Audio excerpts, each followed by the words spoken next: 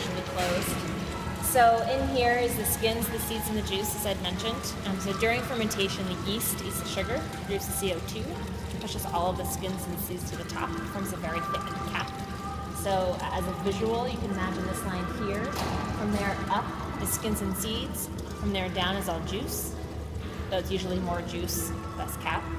But I'm a visual person, so usually, more juice. So all of the juice in the bottom isn't touching any of the skins and seeds, but you have to incorporate that. That's where a lot of the color, the flavor, and the tannin comes from for the wine.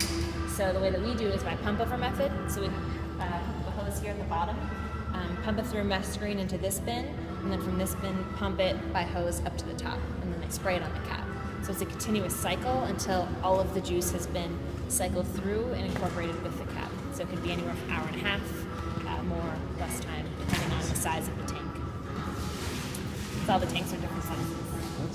We designed them different sizes. So we're 50 acres planted, we have 38 blocks, so small sections of vineyard.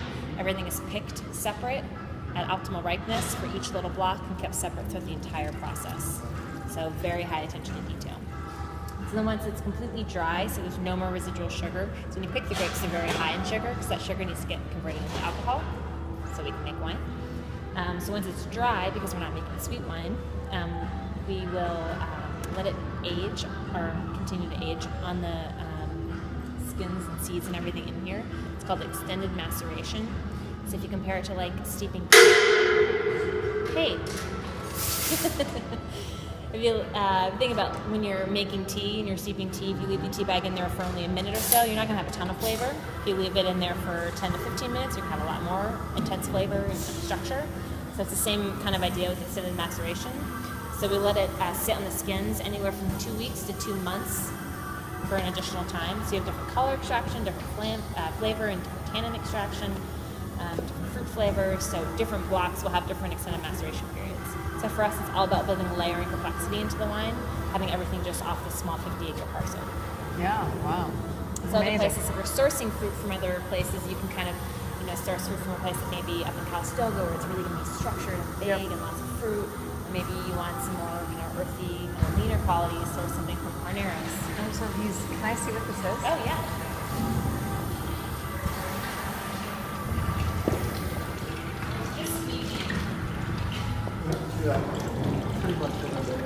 So all of the skins and seeds and everything have already been shoveled out, but that's just all the this stuff is like really leftovers.